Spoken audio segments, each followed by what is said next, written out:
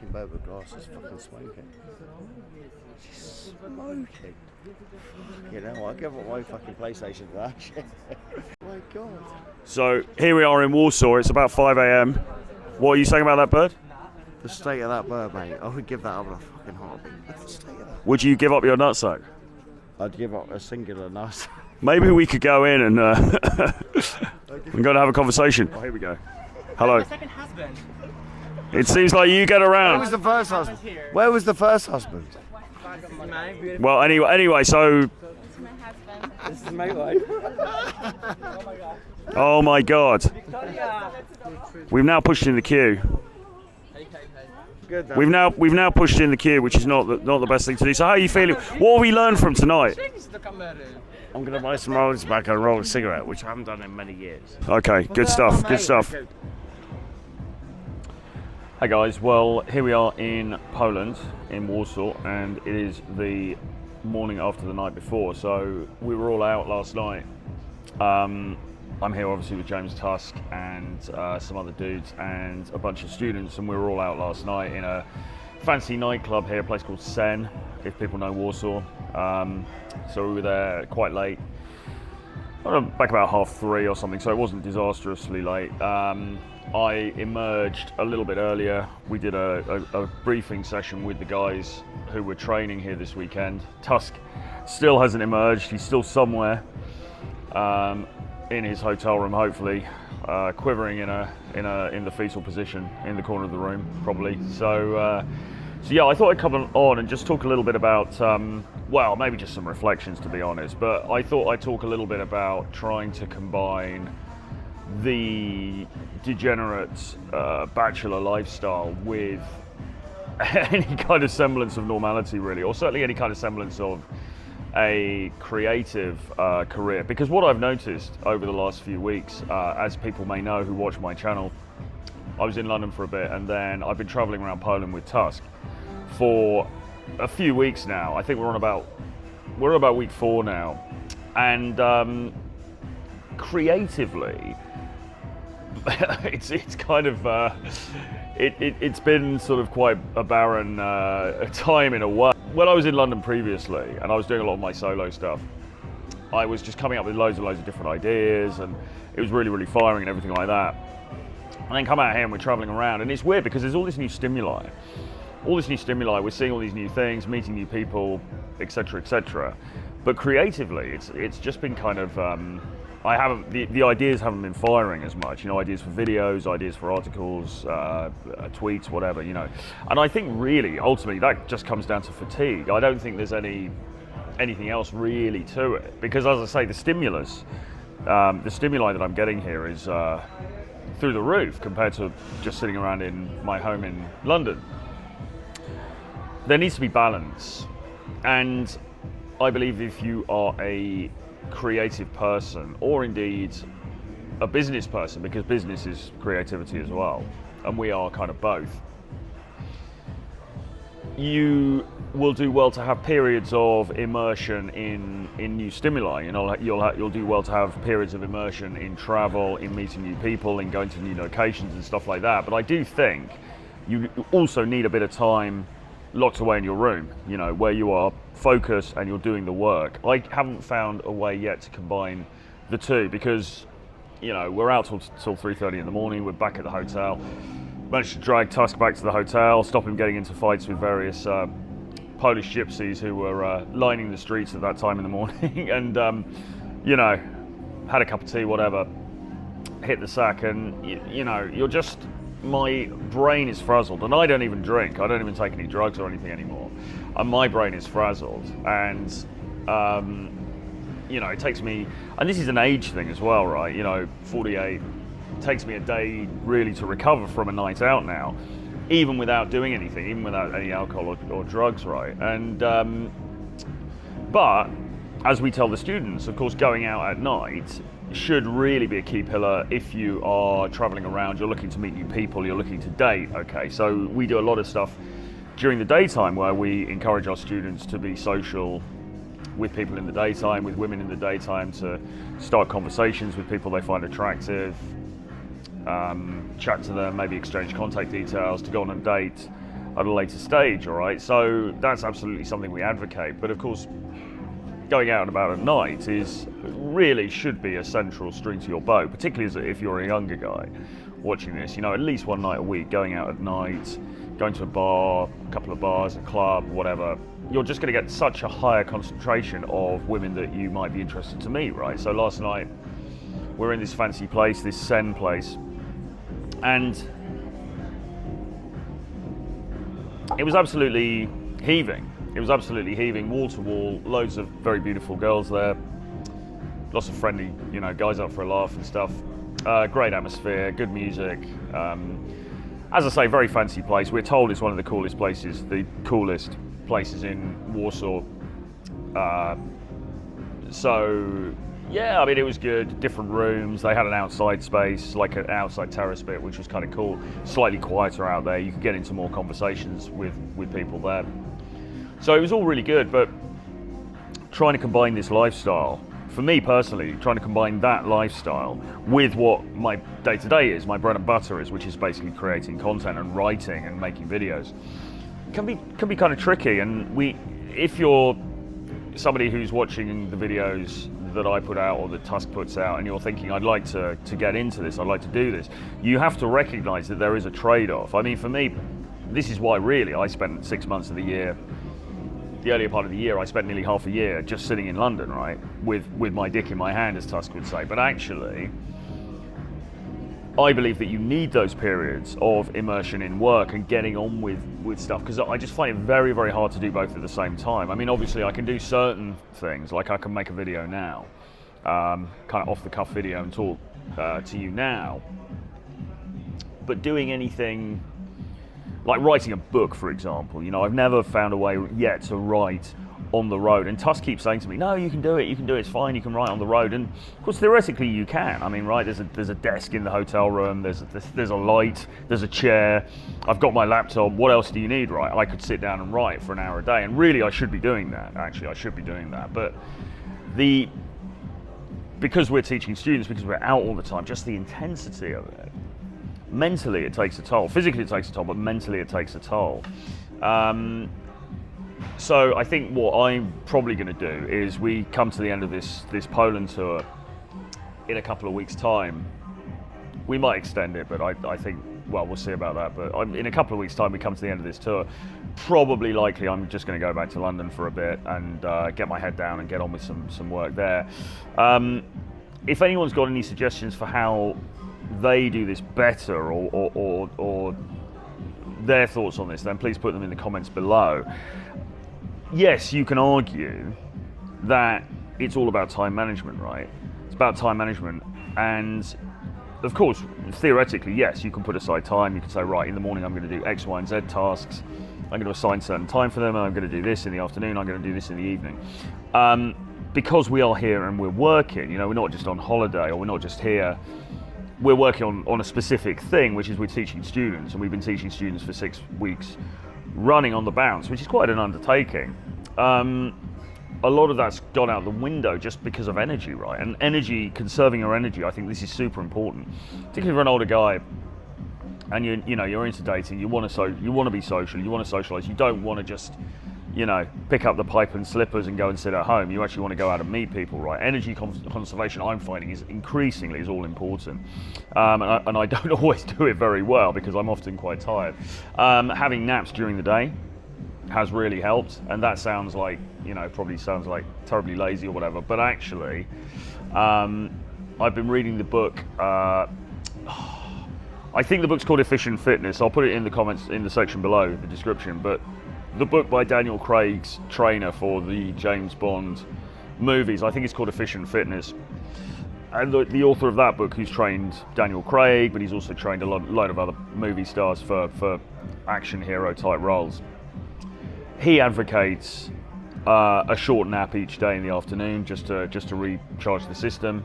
And I saw something just before I left the UK where they were recommending to NHS doctors that they should also take a 20-minute nap in the afternoon to recharge the battery. So I think there is a lot of validity to this idea of just, you know, getting your head down, half an hour, 20 minutes, whatever, just to restart things. So I found that to be really, really helpful.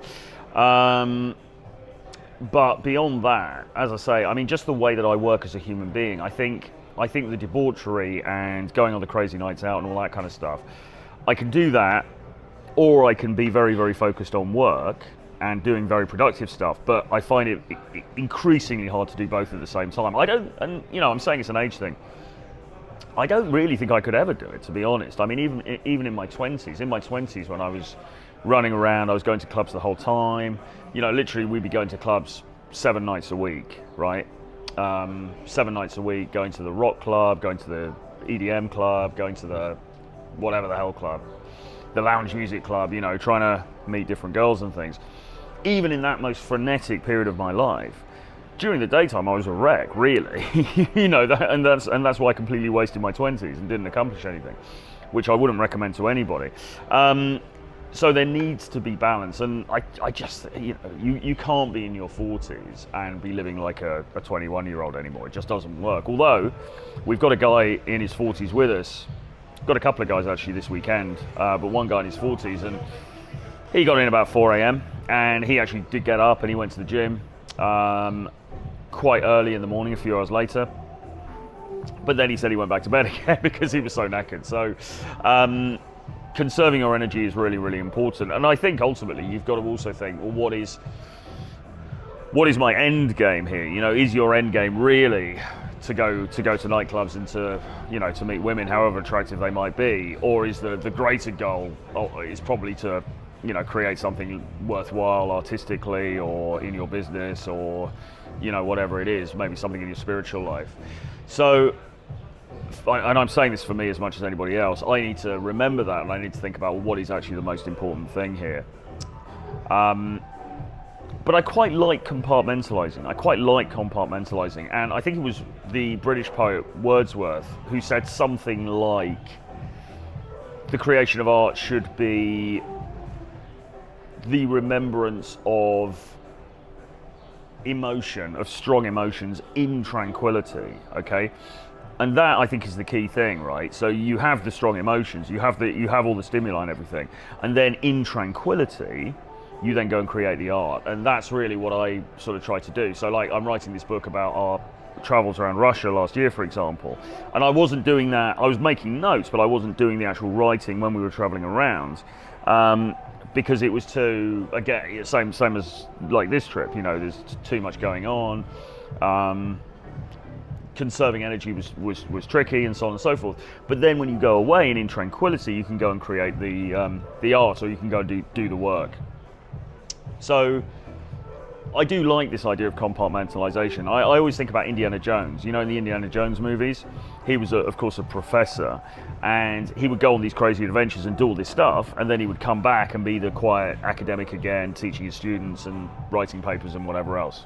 And I quite like that model for myself, right? I like to go out into the field, go out into the world of adventure, and do all of that, and then go into a quiet period again. All right. And that seems to work quite well for me. But as I say, please share your thoughts on this, because I'm keen to hear what other people, maybe if you're living a sort of digital nomad lifestyle, what you think about it, really. Anything else? I would say the Poland trip has been awesome. It's a great country. I really like it here. I could see myself moving here. That being said, is Warsaw my favorite place in Poland? I'm not sure really that it is. It's always a double-edged sword with the capital city of any country, because the capital city, like a Moscow or like a London or like New York or whatever, right, it's going to attract the creme de la creme, okay? So you're going to get the most beautiful women there, the very most desirable women, but also, of course, you get a bunch of very, very, very high-value men as well. So the competition is always higher. Now, when we were in some of the second or third tier cities here, we had more exotic value, let's say, in those places, because we were more rare. We were more of a rare commodity as British guys or American guys or whatever in those places. In Warsaw, it's kind of international city. They're used to visitors from abroad. we don't quite have the same exotic value. We have a bit, but we don't have it to the same degree. And also, perhaps more importantly, there's also much greater competition. There's money here, there's wealth here.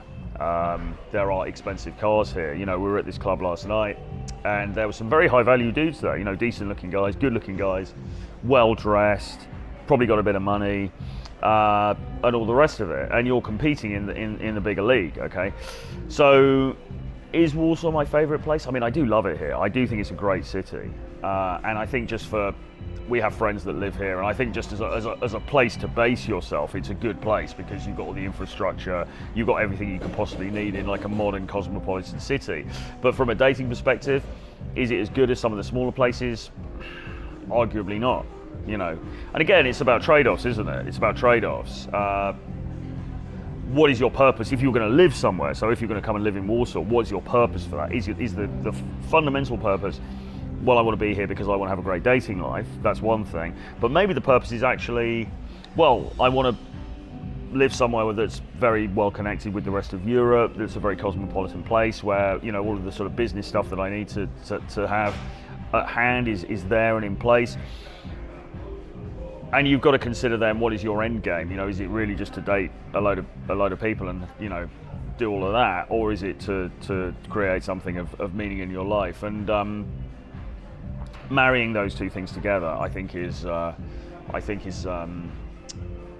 challenge that many of us face. Now, arguably, and I've talked to Tusk about this. We know people who are married, and they've been married for a long time, and those people have been very successful in their careers, very successful in their work lives, because it's almost as though they've got the romance, the sex and romance box is ticked. That bit's been done, so then they can focus on the career stuff, on the work stuff, which is fine. So now in the comments everyone's saying, oh well, just settle down, just find a good woman, bloody blah.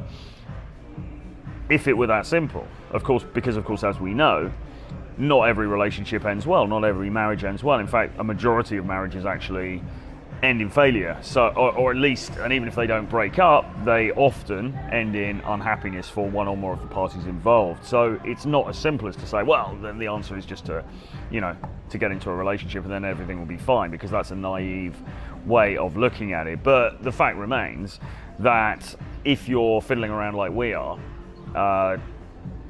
living a more varied dating life, or having a more varied relationship life, that is probably not the best foundation for also doing creative work in my case, or creating businesses or whatever. So we try as best as we can to do the two things simultaneously. But I do feel like this compartmentalization model, time on, time off, time out there in the field, the Indiana Jones, out having the adventures, and then the part in the classroom or back in the study when you're focused on the work. I think that model for me is something that appeals to me, and it works quite well. Anyway, as I say, give me your thoughts. Warsaw, I'm going to have a walk around in a little while, see what's happening, and then probably meet up with Tusk for a bite to eat or whatever. And yeah, I mean, it's been a great trip so far. We've got another whole week in Warsaw, and then we're going to Gdansk, which I'm looking forward to because it's the sort of seaside party place in Poland. You've got Gdansk, and then you've got Sopot, and you've got I think it's pronounced Gdynia as well. They're all interconnected. It's one city, so it's going to be a hell of a lot of fun. So if you want to join us, email me, troy@realtroyfrancis.com, and we can talk about you coming out here for the program that we run is 4 days, but if you want to come out for a couple of days, we can talk about that as well. And we can just help you with the dating stuff, look at your body language, look at your speech, look at what you're saying, look at what you're doing, look at what you're not doing, and help to tweak all of those things. And it's a great time. It's a lot of fun. We've had a whole bunch of guys come work with us since we've been out here, and they've had a great experience. You'll be seeing some of the testimonials coming up soon. Yeah, it's all good. But what I like to talk about, I think, on this channel increasingly is the trade-offs in the lifestyle, okay? Because, as I always say, you don't have to live the conventional lifestyle anymore. It's no longer necessary for you to say, right, okay, well, I'm 30 now, so, wife, 2 kids, and settle down. You know, you don't have to do that now anymore. There are options, but with the options come trade-offs. Now, again, naive to think that there are no trade-offs in a marriage either, or a long-term relationship either. There's anything you do is going to have trade-offs with it, but because I'm currently living this kind of lifestyle, I'm talking about the trade-offs that we're experiencing on the road as we're doing this stuff, as we're creating this content, as we're going and meeting all these new people. So there it is. Let me know your thoughts. Hope you enjoyed the video. Please hit subscribe to the channel. Give me a like, give me a comment below, and I'll see you guys again very soon. Bye-bye.